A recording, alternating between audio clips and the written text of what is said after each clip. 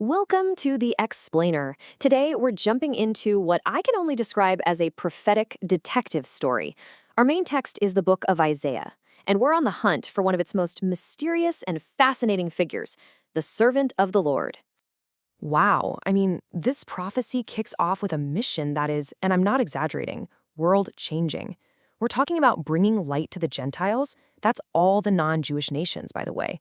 So right off the bat, we know this isn't some local hero.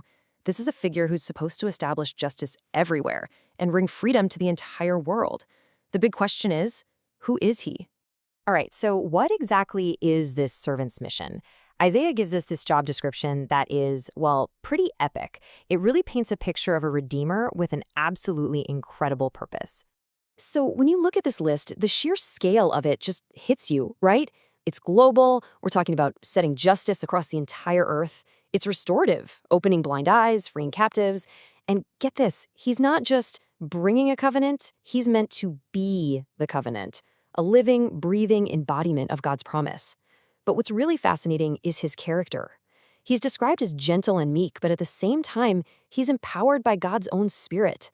That's an absolutely stunning combination of humility and power. Okay, with a resume like that, you've got to be asking, who is this person? You'd think the answer would be simple, right? Some triumphant figure. Well, the text does give us an answer. But, and this is a big but, that answer throws us headfirst into a massive, mind-bending paradox. And this is where our investigation really kicks into gear.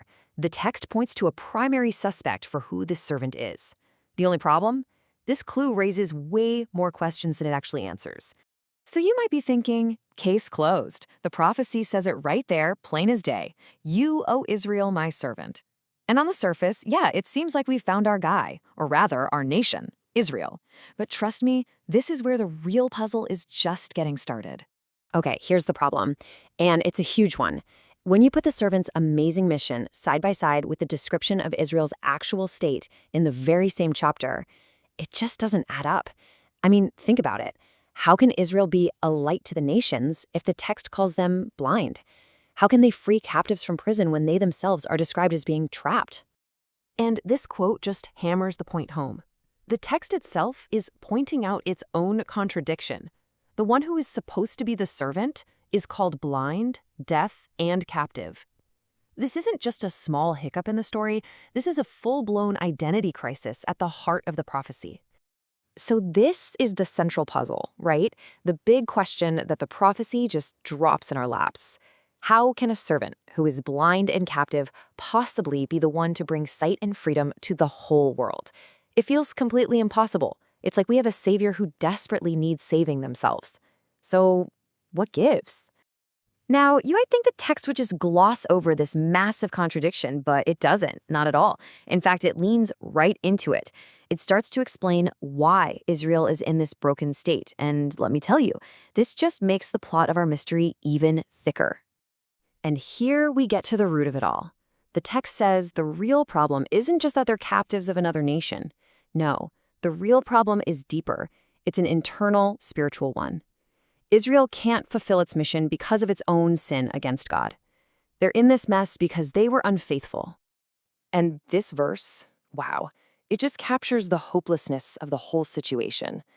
God basically says the relationship is strained to the absolute breaking point because of Israel's constant unfaithfulness. From a purely human standpoint, it looks like there's no way they could ever fulfill their calling as the servant. It's a lost cause. And yet, right after that, in the very next breath, we get this incredible plot twist. It's this stunning, almost illogical statement of pure grace. After laying out how Israel has completely burdened him, God just declares that he himself is going to solve the sin problem, not because they deserve it, but for my own sake. He's just going to wipe the slate clean. So that just adds a whole new layer to this mystery, doesn't it? If Israel, the chosen servant, is totally disqualified by sin, but God promises to fix the problem himself, how in the world is he going to do it? The answer has to be something completely outside of what we've been expecting. Okay, buckle up, because this is where the case takes a really shocking turn. As the prophecy moves forward, a new speaker steps onto the scene. And who this speaker is? Well, it's going to completely flip our understanding of the servant on its head. So we get to chapter 48, and the voice of the narrator starts to shift. For most of it, it's clearly God speaking. But then there's this subtle but absolutely critical change. A new voice appears, and the things this voice claims are, well, they're mind-bended. And this throws an incredible theological puzzle right at us. First, this speaker says, I am the first and I am the last. That's language only God uses in the Bible.